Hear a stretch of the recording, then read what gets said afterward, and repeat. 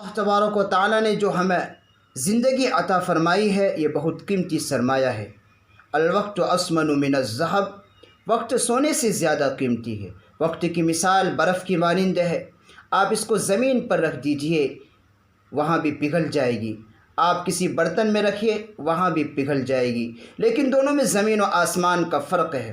جو برف زمین پر پگھل گئی ہے وہ کسی کام کا نہیں ہے، وہ ضائع ہو گئی، لیکن جو برتن کے اندر پگھلا ہے وہ کام آئے گی، اس سے ہم اپنی پیاس کو بجھا سکتے ہیں۔ اسی طرح ہماری زندگی ہے، اگر ہم اس کو اللہ اور اللہ کے رسول صلی اللہ علیہ وسلم کے حکم کے مطابق گزار لیں گے تو یہ ہمیں دنیا اور آخرت دونوں میں فائدہ دے گی۔ لیکن اگر ہم وقت کو لایعنی میں، اللہ تبارک و تعالیٰ کے نافرمانی میں، اللہ تبارک و تعالیٰ کی سرکشی کرنے میں اور ہم غفلت میں پڑے رہے تو یاد رکھو یہ ہمیں دنیا اور آخرت دونوں میں نقصان دینے والی ہے۔ میرے بھائیوں، ہم دنیا کے اندر دنیا کے عیش و عشرت حاصل کرنے کے لیے اللہ نے ہمیں نہیں بھیجا ہے۔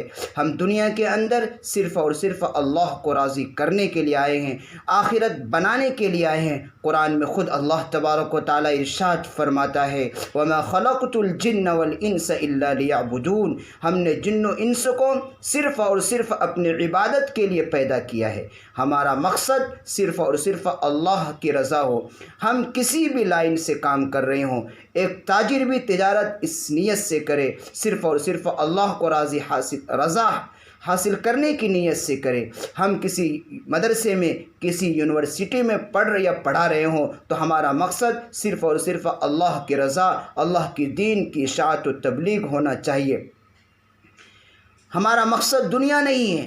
ہم یونیورسٹی میں اس لیے نہ پڑھیں، اس نیت سے نہ پڑھیں کہ ہم بہترین جاب لگ جائے گی، موٹی رقم ملیں گے۔ میرے بھائیوں، نہیں، ہمارا مقصد صرف اور صرف اللہ کی رضا اور اللہ تبارک و تعالیٰ کی دین کی اشاعت و تبلیغ ہونا چاہیے۔ یہ ایک کامل مسلمان، کامل مومن کی صفت ہے کہ وہ آخرت کو دنیا پر ترجیح دیتا ہے۔ اگر ہم خدا نخواستہ جو آج اس وقت ہم اکثر مسلمانوں کی جو حالت ہے کہ وہ دنیا کو آخرت پر ترجیح دے رہے ہیں، جن کے بدولت ہم پر حالات آ رہے ہیں، خدا را ان حالات سے ہم ہوشیار ہو جائیں، سبق لیں کہ ہم دنیا پر آخرت کو ترجیح دیں۔ یہ دنیا آج آپ کے پاس ہے، ہمارے پاس ہے، کل کسی اور کے پاس چلی جائے گی۔ یہ دنیا بڑی دھوکے باز ہے، اس کی زیب و زینت میں پڑھ کر ہم اپنی آخرت کو نہ بھولیں۔ یہ بہت بڑی نادانی ہے کہ انسان اپنے کام کاج میں دنیا کے اندر اتنا مشغول ہو جائے کہ وہ اللہ، اس خالق و مالک کو بھول جائے جس نے زمین و آسمان کا بنانے والا ہے، ساری کائنات کا بنانے والا ہے، وہ ذرے ذرے کا مالک ہے۔ ہم اسی رب کو پکاریں، صبح ہو شام ہو، ہر وقت ہم اللہ تبارک و تعالیٰ کو یاد کرنے والے بن جائیں۔ ہمارا تعلق اللہ تبارک و تعالیٰ سے اتنا مضبوط جڑ جائے کہ ہمیں نمازیں پڑھنا آسان ہو، قرآن کریم کی تلاوت کرنا ہمارے لیے آسان ہو جائے، اور اللہ تبارک و تعالیٰ کی تحمید، اس کی تکبیر کرنا ہمارے لیے آسان ہو جائے۔ اس لیے ہماری ضرورت اس وقت ہے کہ ہم اپنا تعلق اللہ تبارک و تعالیٰ سے ہم مضبوط جڑے، اس کے بغیر چارہ نہیں ہے۔ میرے یارو، یاد رکھو، اگر ہم غفلت میں پڑے رہے اور ہم نافرمانیاں کرتے رہے تو پچھلی قوموں پر بھی عذاب آیا ہے، کسی پر پانی کا عذاب آیا ہے، کسی پر ہوا کے ذریعے سے پوری قوم کو ہلاک کر دیا ہے۔ قرآن کریم اس کے شاہد ہے۔ قرآن پڑھو، کھولو، نہیں آتا ہے تو سیکھو۔ اللہ تبارک و تعالیٰ نے سب کھول کھول کر بیان کر دیا گیا ہے۔